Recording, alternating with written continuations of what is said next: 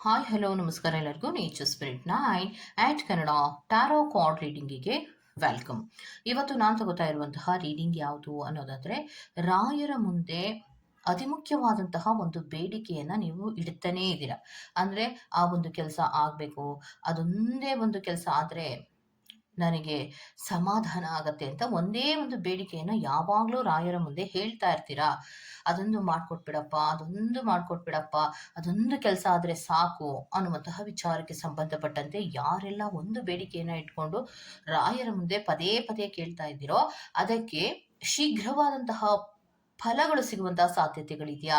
ಅಂದ್ರೆ ಶೀಘ್ರವಾದಂತಹ ಒಂದು ಫಲಿತಾಂಶಗಳು ಸಿಗುವಂತಹ ಸಾಧ್ಯತೆಗಳು ಇದೆಯಾ ಅಥವಾ ಇಲ್ವಾ ಅನ್ನುವಂತಹ ವಿಚಾರಕ್ಕೆ ಸಂಬಂಧಪಟ್ಟಂತಹ ರೀಡಿಂಗ್ ಅನ್ನ ಮಾಡ್ತಾ ಇದ್ದೀನಿ. ಓಕೆ, ಸೊ ಇದೆಲ್ಲವೂ ಕೂಡ ಇನ್ ಜನರಲ್ ಆಗಿರುವಂತಹ ರೀಡಿಂಗ್ ಆಗಿರೋದ್ರಿಂದ ನಿಮಗೆ ರೆಸೊನೇಟ್ ಆದ್ರೆ ಮಾತ್ರ ತಗೊಳ್ಳಿ. ಹಾಗೇನೆ ಸ್ಕ್ರೀನ್ ಮೇಲೆ ಕಾಣ್ತಾ ಇರುವಂತಹ ಒಂದು ನಂಬರ್ ಅದು ಪರ್ಸನಲ್ ರೀಡಿಂಗಿನ ನಂಬರ್ ಆಗಿರುತ್ತೆ.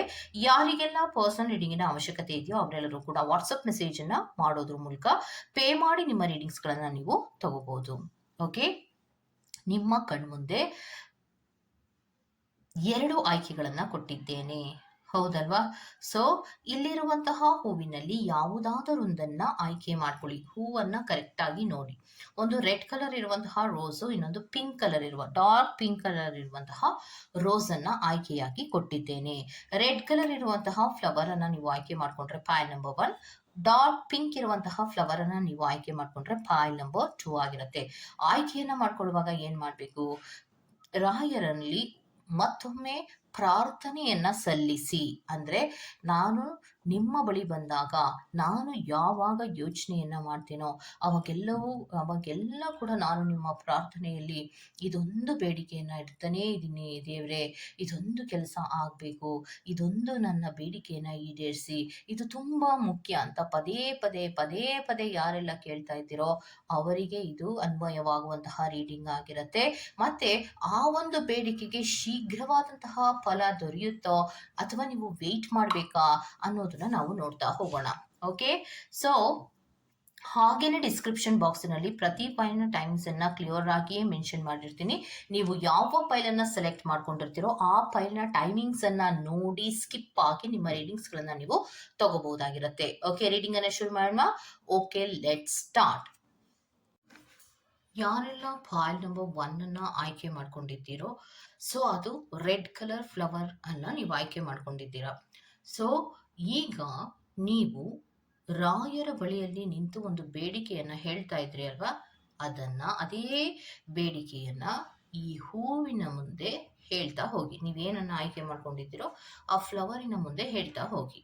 ಯಾವ ಒಂದು ಬೇಡಿಕೆಯನ್ನ ನೀವಿಟ್ಟಿದ್ದೀರೋ ಅದಕ್ಕೆ ನೇರವಾಗಿ ರಾಯರ ಬಳಿಯಲ್ಲಿಯೇ ಭಕ್ತಿಯಿಂದ ವಿನಮ್ರರಾಗಿ ನನ್ನ ಬೇಡಿಕೆ ಈಡೇರಲು ಸಾಧ್ಯ ಇದೆಯಾ ಅಥವಾ ಇಲ್ವಾ ಅನ್ನೋದನ್ನ ನೇರವಾಗಿ ನೀವು ರಾಯರ ಬಳಿಯಲ್ಲಿ ಕೇಳಿ.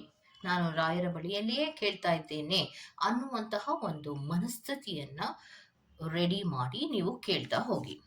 ಸೊ ಅದಕ್ಕೆ ರಾಯರ್ ನಿಮ್ಗೆ ಏನ್ ಹೇಳ್ತಾರೆ ಅನ್ನೋದನ್ನ ನೋಡಿ.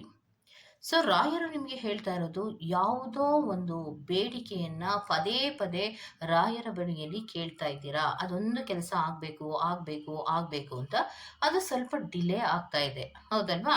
ಸೊ ಅದಕ್ಕೆ ಅವ್ರು ಏನ್ ಹೇಳ್ತಾ ಇದ್ದಾರೆ, ಸ್ವಲ್ಪ ಪೇಷನ್ಸ್ ಅನ್ನ ಇಟ್ಕೊಳ್ಳಿ.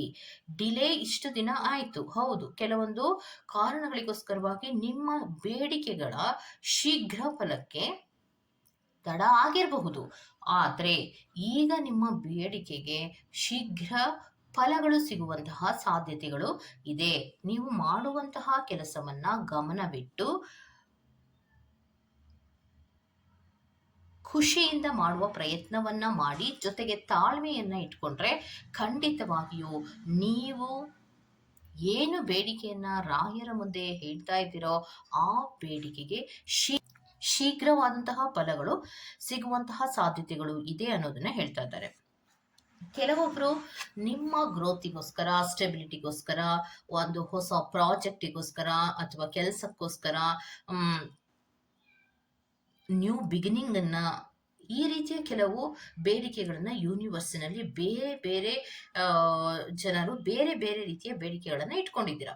ಸೊ ಯಾವುದೇ ಬೇಡಿಕೆಗಳನ್ನ ನೀವು ಇಟ್ಕೊಂಡಿದ್ರೂ ಕೂಡ ಅದಕ್ಕೆ ಶೀಘ್ರವಾದಂತಹ ಫಲಗಳು ಸಿಗತ್ತೆ. ಸ್ವಲ್ಪ ಕಾನ್ಫಿಡೆಂಟ್ ಆಗಿ ಇರಿ. ಇಷ್ಟು ದಿನ ನಾನು ಪ್ರಯತ್ನವನ್ನ ಮಾಡಿದೆ, ಆದರೂ ಕೂಡ ಇದು ಆಗ್ತಾ ಇಲ್ವಲ್ಲ ದೇವ್ರೆ, ನನಗೆ ಯಾಕೋ ಸಮಾಧಾನವೇ ಇಲ್ವಲ್ಲ ಅನ್ನುವಂತಹ ಯೋಚನೆಯನ್ನ ಮಾಡಬೇಡಿ.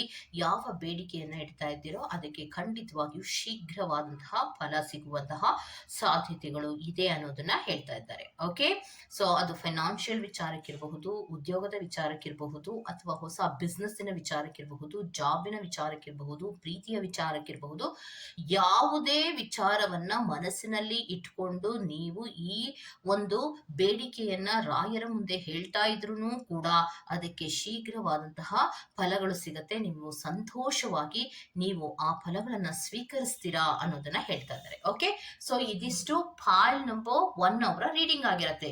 ಯಾವ ಒಂದು ಬೇಡಿಕೆಯನ್ನ ಪದೇ ಪದೇ ರಾಯರ ಮುಂದೆ ಹೇಳ್ತಾ ಇದ್ರೋ ಆ ಒಂದು ಬೇಡಿಕೆಗೆ ಶೀಘ್ರವಾದಂತಹ ಫಲಗಳು ಈಗ ಸಿಗುವಂತಹ ಸಾಧ್ಯತೆಗಳಿದೆ. ಸ್ವಲ್ಪ ಸಮಾಧಾನವಾಗಿ ತಾಳ್ಮೆಯಿಂದ ಇದ್ರೆ ನೀವು ಮಾಡುವಂತಹ ಏನು ಪ್ರಯತ್ನಗಳನ್ನ ಮಾಡ್ತಾ ಇದ್ದೀರೋ ಅದನ್ನ ಸ್ವಲ್ಪ ಮುಂದುವರಿಸಿಕೊಂಡು ಫೋಕಸ್ ಇಂದ ಮಾಡಿದ್ರೆ ಖಂಡಿತವಾಗಿಯೂ ಅತಿ ಶೀಘ್ರದಲ್ಲಿಯೇ ನಿಮ್ಗೆ ಆ ಒಂದು ಬೇಡಿಕೆಗೆ ಫಲ ಸಿಗುವಂತಹ ಸಾಧ್ಯತೆಗಳು ಇದೆ ಅನ್ನೋದನ್ನ ಹೇಳ್ತಾ ಇದ್ದಾರೆ. ಓಕೆ, ಸೊ ಇದಿಷ್ಟು ಪಾಯಲ್ ನಂಬರ್ 1 ಅವರ ರೀಡಿಂಗ್ ಆಗಿರತ್ತೆ. Go to the next Payal number 2. Payal number 2 pink colour ಇರುವಂತಹ ಫ್ಲವರ್ ಅನ್ನ ನೀವು ಆಯ್ಕೆ ಮಾಡ್ಕೊಂಡಿದ್ರಿ ಅಲ್ವಾ? ಸೊ ನೀವು ಈಗ ಯಾವ ಒಂದು ಬೇಡಿಕೆಯನ್ನ ರಾಯರ ಮುಂದೆ ಹೇಳ್ತಾ ಇದ್ರೋ ಆ ಒಂದು ಬೇಡಿಕೆಯನ್ನ ಈ ಒಂದು ಹೂವಿನ ಮುಂದೆ ಅಥವಾ ಹೂವನ್ನ ನೋಡ್ತಾ ಯಾವ ಒಂದು ಬೇಡಿಕೆಯನ್ನ ರಾಯರ ಮುಂದೆ ಹೇಳ್ತಾ ಇದ್ರೆ ಅಲ್ವಾ, ಅದೇ ಒಂದು ಬೇಡಿಕೆಯನ್ನ ಹೂವಿನ ಮುಂದೆ ಹೇಳಿ. ರಾಯರ ಹತ್ರ ನೀವು ಏನಾಗತ್ತಪ್ಪ, ನನ್ನ ಒಂದು ಬೇಡಿಕೆ ಇದೆಯಲ್ವಾ ಅದಕ್ಕೆ ಶೀಘ್ರ ಫಲ ಸಿಗುವಂತಹ ಸಾಧ್ಯತೆಗಳು ಇದೆಯಾ ಅನ್ನೋದನ್ನ ನೇರವಾಗಿ ಭಕ್ತಿಯಿಂದ ವಿನಮ್ರರಾಗಿ ರಾಯರನ್ನೇ ಕೇಳಿ. ಓಕೆ, ಅದಕ್ಕೆ ಏನು ಉತ್ತರ ಕೊಡ್ತಾರೆ ಅನ್ನೋದನ್ನ ನೋಡೋಣ. ಓಕೆ, ಸೊ ನಿಮಗೆ ರಾಯರು ಹೇಳ್ತಾ ಇರೋದು ಯಾವುದೋ ಒಂದು ಬೇಡಿಕೆಯನ್ನ ಪದೇ ಪದೇ ಹೇಳ್ತಾ ಇದ್ದೀರಾ. ಸೊ ಅತಿ ಶೀಘ್ರವಾಗಿ ಫಲಿಸುವಂತಹ ಸಾಧ್ಯತೆಗಳು ಇದೆಯಾ ಅಂದ್ರೆ ಅತಿ ಶೀಘ್ರ ಅಂತ ಹೇಳೋದಕ್ಕೆ ಆಗೋದಿಲ್ಲ. ಯಾಕಂದ್ರೆ ತುಂಬಾ ಕಷ್ಟ ಇದೆ ಅನ್ನೋದನ್ನ ಹೇಳ್ತಾ ಇದ್ದಾರೆ. ರಾಯರಿಗೆ ಕಷ್ಟ ಅಲ್ಲ, ನಿಮ್ಮ ಕೆಲಸಗಳು ಆಗೋದು ಸ್ವಲ್ಪ ಡಿಲೇಸ್ ಆಗತ್ತೆ ಅನ್ನೋದನ್ನ ಹೇಳ್ತಾ ಇದ್ದಾರೆ.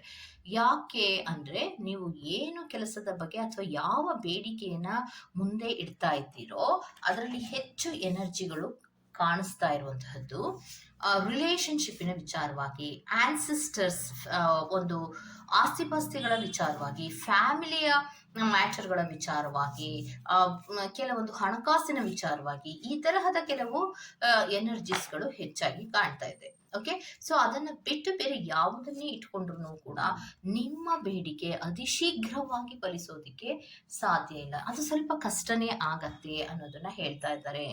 ಯಾಕೆಂದ್ರೆ ನೀವು ಯಾವ ಬೇಡಿಕೆಯನ್ನ ಮುಂದಿಡ್ತಾ ಇದ್ದೀರೋ ಅದರಲ್ಲಿ ತುಂಬಾ ಅಡೆತಡೆಗಳು ಇರುವಂತಹದ್ದು.